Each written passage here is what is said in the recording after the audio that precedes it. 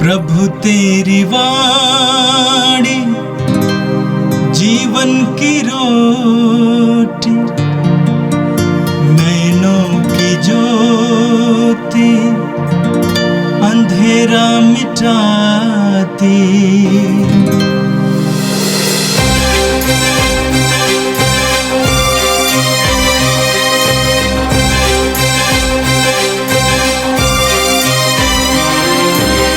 प्रभु तेरी वाणी जीवन की रोटी, नैनों की ज्योति अंधेरा मिटाती।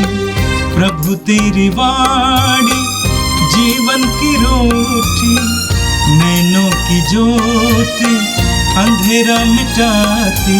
वाणी वाणी वाणी वाणी वाणी पवित्र है, शाश्वत है, जीवन का मन्ना है। 12 जुलाई शुक्रवार। पहला पाठ नबी होशेया का ग्रंथ, अध्याय 14, पद संख्याएं 2 से 10 तक।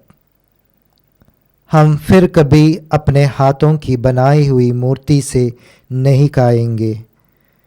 तू हमारा ईश्वर है। हे इज़राइल, अपने प्रभु ईश्वर के पास लौट आओ, क्योंकि तुम अपने पापों के कारण गिर गए हो।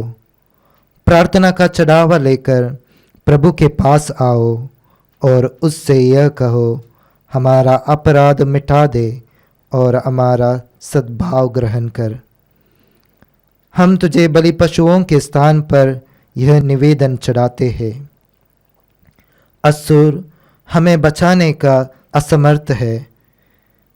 हम फिर कभी अपने घोड़ों पर भरोसा नहीं रखेंगे और अपने हाथों की बनाई हुई मूर्ति से नहीं कहेंगे, तू हमारा ईश्वर है।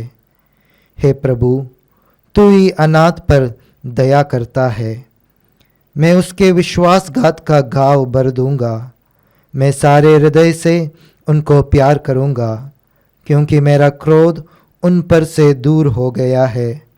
मैं इज़राइल के लिए ओस के सदृश बन जाऊंगा। वह सोसन की तरह खिलेगा और लेबनोन के बालूत की तरह जड़ें जमाएगा। उसकी टहनियाँ फैलेगी, उसकी शोभा जैतून के सदृश होगी और उसकी सुगंध लेबनोन के सदृश। इज़राइली फिर मेरे छत्रछाया में निवास करेंगे और बहुत सा अनाज उगाएंगे। वे दाखबारी की तरह फलेंगे फूलेंगे और लेबनोन की अंगूरी की तरह प्रसिद्ध हो जाएंगे। अब एफ्राइम को देव मूर्तियों से क्या, मैं ही उसकी सुनता हूँ और उसकी सुध लेता हूँ। मैं सदाबहार सनोबर के सदृश हूँ, मुझसे ही उसे फल मिलते हैं। जो समझदार है वह इन बातों पर विचार करे, जो बुद्धिमान है वह इन्हें अच्छी तरह से जान ले। प्रभु के मार्ग सीधे हैं, धर्मी उन पर चलते हैं, किंतु पापी उन पर ठोकर खाकर गिर जाते हैं। यह प्रभु की वाणी है। संत मत्ती के अनुसार पवित्र सुसमाचार अध्याय 10 वाक्य 16 से 23 तक। ईसा ने कहा, मैं तुम्हें भेड़ियों के बीच भेड़ों की तरह भेजता हूं। इसलिए सांप की तरह चतुर और कपोत की तरह निष्कपट बने रहो। मनुष्यों से सावधान रहो, क्योंकि वे तुम्हें अदालत के हवाले कर देंगे और अपने सभागृहों में तुम्हें कोड़े लगाएंगे। तुम मेरे कारण शासकों और राजाओं के सामने पेश किए जाओगे, जिससे मेरे विषय में तुम उन्हें और गैर यहूदियों को साक्ष्य दे सको। जब वे तुम्हें अदालत के हवाले कर रहे हों, तो ये चिंता नहीं करोगे कि हम कैसे बोलेंगे और क्या कहेंगे। समय आने पर तुम्हें बोलने को शब्द दिए जाएंगे, क्योंकि बोलने वाले तुम नहीं हो, बल्कि पिता का आत्मा है जो तुम्हारे द्वारा बोलता है। भाई अपने भाई को मृत्यु के हवाले कर देगा और पिता अपने पुत्र को। संतान अपने माता पिता के विरुद्ध उठ खड़ी होगी और उन्हें मरवा डालेगी। मेरे नाम के कारण सब लोग तुमसे बैर करेंगे, किंतु जो अंत तक धीर बना रहेगा उसे मुक्ति मिलेगी। यदि वे तुम्हें एक नगर से निकाल देते हैं तो दूसरे नगर भाग जाओ। मैं तुमसे ये कहता हूं, तुम इस्राएल के नगरों को चक्कर पूरा भी नहीं कर पाओगे कि मानव पुत्र आ जाएगा। ये प्रभु का दिव्य सुसमाचार है। ख्रिस्त प्रभु की जय। मेरे प्रिय भाई और बहनों, आज का पहला पाठ होसिया नबी के ग्रंथ के अध्याय 14 से लिया गया था। संत पौलुस रोमियों के पत्र के अध्याय 6 वाक्य 23 में कहते हैं, पाप का वेतन मृत्यु है। पाप का वेतन मृत्यु है। जो पाप करता है वो मृत्यु की ओर ढकेला जाता है, वो मृत्यु प्राप्त करता है। समूची बाइबल हमें सिखाती है कि पाप विनाशकारी है, लेकिन उसी बाइबल में हम पढ़ते हैं कि हमारा प्रभु हमारे सामने एक सुंदर बात रखते हैं, वो है पश्चाताप के द्वारा मनुष्य को जीवन पुनः प्राप्त होता है। आज के पहले पाठ में प्रभु सीधे हमसे बात करते हैं। प्रभु कहते हैं, इस्राएल अपने प्रभु ईश्वर के पास लौट आओ, क्योंकि तुम अपने पापों के कारण गिर गए हो। प्रभु कहते हैं कि तुम्हारे पास एक ही उपाय है, मेरे पास लौट आओ, मेरे पास लौट आओ, क्योंकि तुम गिर गए हो। लूकस के सुसमाचार के अध्याय 15 उठाइए। प्रभु यीशु ने वो सुंदर दृष्टांत हमें सुनाया, उड़ाऊ पुत्र का दृष्टांत। उड़ाऊ पुत्र अपने पिता की संपत्ति लेकर परदेश गया था, सारी संपत्ति समाप्त हो गई। खाने भर के लिए वो मोहताज था। तब उसने होश में आकर निर्णय लिया, मैं अपने पिता के पास लौट जाऊंगा। उसके सामने दूसरा कोई उपाय नहीं था। दुख, पीड़ा, परेशानियों को झेलने वाले हर एक मनुष्य के लिए प्रभु की ओर से यही संदेश है, अपने प्रभु के पास लौट आओ। कैसे लौट आना है? प्रार्थना का चढ़ावा लेकर प्रभु के पास आओ। प्रार्थना का चढ़ावा लेकर उसके पास आओ और उससे ये कहो, हमारा अपराध मिटा दे, हमारा सद्भाव ग्रहण कर। ईश्वर के सामने अपने पापों के लिए माफी मांगो। ईश्वर से कहो कि हमने अपराध किया है, हे ईश्वर तू ही हमें छुटकारा दे सकता है। लोगों की ओर से क्या प्रतिक्रिया है? लोगों की प्रतिक्रिया भी होसिया प्रकट करते हैं। लोग कहते हैं, हम फिर कभी अपने घोड़ों पर भरोसा नहीं रखेंगे और अपने हाथों की बनाई हुई मूर्ति से नहीं कहेंगे तू हमारा ईश्वर है। ईश्वर खुश हो जाता है और कहता है, मैं उनके विश्वासघात का घाव भर दूंगा, मैं उनके विश्वासघात का घाव भर दूंगा। मैं सारे हृदय से उनको प्यार करूंगा, क्योंकि मेरा क्रोध उन पर से दूर हो गया है।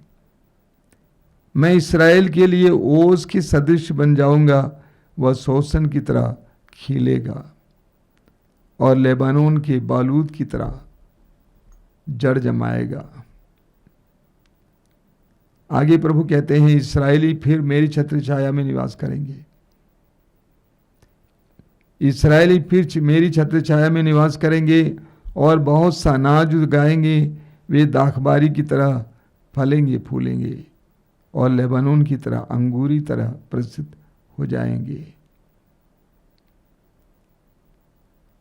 आगे प्रभु कहते हैं, जो समझदार है वह इन बातों पर विचार करे। वो गहराई से सोचें कि पाप के द्वारा हमें क्या मिला है, प्रभु के पास लौटने से हमें क्या मिलेगा। उड़ाऊ पुत्र अपने पिता के घर की ओर चल पड़ा। पिता के पास पहुंचा, पिता ने उसको सब कुछ से संपन्न किया। यही ईश्वर करता है। लेकिन प्रभु कहते हैं, जो समझदार है वह इन बातों पर विचार करे। जो बुद्धिमान है वह इन्हें अच्छी तरह जान ले। प्रभु के मार्ग सीधे हैं। प्रभु की शिक्षाएं सीधी हैं, प्रभु के बताए हुआ मार्ग भी सीधा है। आगे प्रभु कहते हैं धर्मी उन पर चलते हैं, धर्मी प्रभु के मार्ग पर चलते हैं, किंतु पापी उन पर ठोकर खाकर गिर जाता है। इतने अच्छे मार्ग पर भी पापी गिर जाता है क्योंकि उसका स्वभाव पापमय है। हम सबके लिए एक सुखद संदेश है ये। हम सभी पापी हैं, हम सभी अपराधी हैं, लेकिन हमारे सामने एक ही उपाय है, प्रार्थना में प्रभु के पास लौटना और प्रभु के सामने सारे अपराधों के लिए क्षमा प्राप्त करना, सच्चा पश्चाताप करना। जैसा कि मैं बोला करता हूं, सच्चे पश्चाताप के द्वारा हमारी पूरी परिस्थिति बदल जाएगी। और आज के समाचार में प्रभु यीशु अपने शिष्यों को उनके आगामी अत्याचार के बारे में पहले से ही बताते हैं।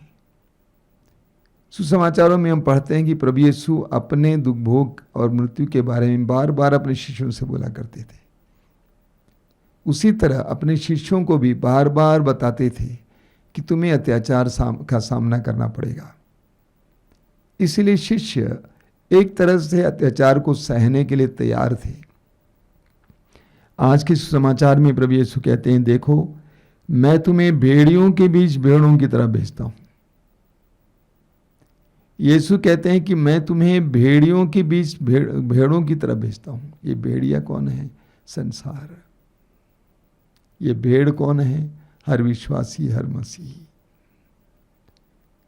प्रभु कहते हैं कि तुम भेड़ हो और तुम्हारे अंदर भेड़ की तरह नम्रता, विनीतता, सहन शक्ति, धैर्य होना चाहिए। दुख सहने के लिए सामर्थ्य होना चाहिए, क्योंकि संसार भेड़िए की तरह है। मत्ती अध्याय 11 वाक्य 29 में प्रभु कहते हैं, मुझसे सीखो क्योंकि मैं विनम्र और विनीत हूं। हर विश्वासी एक भेड़ की तरह है। प्रभु कहते हैं इसलिए सांप की तरह चतुर और कपोत की तरह निष्कपट बने रहो। सांप चतुर होता है, वो घास में रेंगता है, जिस समय सिर उठाना पड़ता है उस समय उठाता है। जब चारों ओर की परिस्थिति की उसके पक्ष में नहीं है, फिर सिर नीचे करके जाता है। हम सभी विश्वासियों को ये सीखना जरूरी है, किस समय सिर उठाना है और किस समय सिर नहीं उठाना है। लेकिन प्रभु कहते हैं इसीलिए तुम सांप की तरह चतुर और कपोत की तरह निष्कपट बने रहो। समझौता नहीं करना, लेकिन निष्कपट बने रहना। परिस्थितियों से लड़ना, लेकिन जिस समय नहीं लड़ना चाहिए उस समय नहीं लड़ना चाहिए। निष्कपट बने रहो, स्थिर बने रहो। आगे प्रभु कहते हैं मनुष्यों से सावधान रहो, वे तुम्हें अदालतों के हवाले कर देंगे। एक विश्वासी मनुष्यों पर भरोसा नहीं रखता है, वह ईश्वर पर भरोसा रखता है। उसका पूर्ण भरोसा ईश्वर पर है।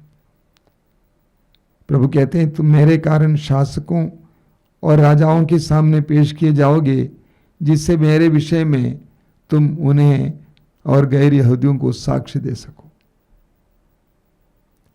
प्रभु कहते हैं तुम अधिकारियों के सामने पेश किए जाओगे और वो तुम्हारे लिए अमूल्य समय है, जब तुम्हें उन्हें साक्ष्य सुनाना होगा, ये बताना होगा कि तुम क्यों मेरे शिष्य हो। उन्हें भी ये सुसमाचार सुनाना होगा। तो सावधान रहना और हर समय साक्ष्य देने के लिए तैयार रहना। प्रभु कहते हैं जब तुम्हें अदालत के हवाले कर रहे हूं तो ये चिंता नहीं करोगे कि हम कैसे बोलेंगे और क्या कहेंगे। समय आने पर तुम्हें बोलने के लिए शब्द दिए जाएंगे, क्योंकि बोलने वाले तुम नहीं हो, बल्कि पिता का आत्मा है जो तुम्हारे द्वारा बोलता है। प्रभु कहते हैं जब तुम संकट में पड़ोगे, इस तरह से उलझाए जाओगे तो तुम ये नहीं सोचना कि मैं कैसे बोलूं, क्या बोलूं। ईश्वर का आत्मा तुम्हारे द्वारा बोलेगा। इन सारी बातें हम प्रेरित चरित्र में देखते हैं। शिष्यों के अंदर से कैसे प्रज्ञा की बातें निकल आई, पेतरुस के मुंह से कैसे प्रज्ञा की बातें निकल आई, स्तेफनुस के मुंह से, पौलुस के मुंह से। आगे प्रभु कहते हैं, यदि वे तुम्हें एक नगर से निकाल देते हैं तो दूसरे नगर भाग जाओ। मैं तुमसे कहता हूं, तुम इस्राएल के नगरों का चक्कर पूरा भी न करोगे कि मानव पुत्र आ जाएगा। प्रभु कहते हैं कि अगर एक शहर में लोग तुम्हें स्वीकार नहीं करते हैं, विद्रोह नहीं करना, श्राप नहीं देना, उसे छोड़कर दूसरे शहर में चले जाना। एक और बात प्रभु यहाँ पे कहते हैं जिसका अर्थ हम समझ नहीं पाते हैं, कि प्रभु कहते हैं जब तक तुम पूरे इस्राएल का चक्कर नहीं काटोगे तब तक मानव पुत्र आया होगा। इसको हम समझ नहीं पाते हैं, लेकिन एक बात सच्चाई है। प्रभु कहते हैं कि अत्याचार बना रहेगा, और हम जानते हैं कि सदियों से मसीहियों पर अत्याचार चलता रहा है, आज भी चल रहा है। हो सकता है प्रभु यही कहना चाहते थे कि मेरे आने तक मेरे शिष्यों पर, विश्वासियों पर, मसीहियों पर अत्याचार बना रहेगा। मेरे प्रिय भाई और बहनों, ये सारी बातें प्रभु हमें डराने के लिए नहीं बोल रहे हैं। प्रभु हमें ये समझाने के लिए बोल रहे हैं कि परिस्थितियां कितने ही विकट रहें, हमारे विपरीत रहें, और हमेशा ये रही है, प्रभु कहते हैं तुम दृढ़ बने रहो। तुम्हारे अपने लोग तुम्हारा तिरस्कार करें, दंड दिलवाएं, तुम दृढ़ बने रहो। तुम्हें मेरे शिष्य बने रहना है। आइए हम प्रार्थना करें। प्रभु यीशु, हम तुझे धन्यवाद देते हैं आज के सुंदर वचनों के लिए। हम तुझसे प्रार्थना करते हैं कि तेरे लिए, तुझ पर विश्वास करने के कारण दुखों को हम सहन कर सकें। जब परिस्थितियां हमारे विरुद्ध होती हैं, उन क्षणों में भी धैर्य बनाए रखें। हम भेड़ों की तरह बर्ताव करें, नम्र, सहनशील। ये प्रभु यीशु, वचनों को सुनने वाले मेरे भाई बहनों को आशीर्वाद देना। आज का संपूर्ण दिन उनके लिए आशीष का कारण बने। आमीन। प्रभु तेरी वाणी जीवन की रोटी, नैनों की ज्योति अंधेरा मिटाती। वाणी वाणी वाणी वाणी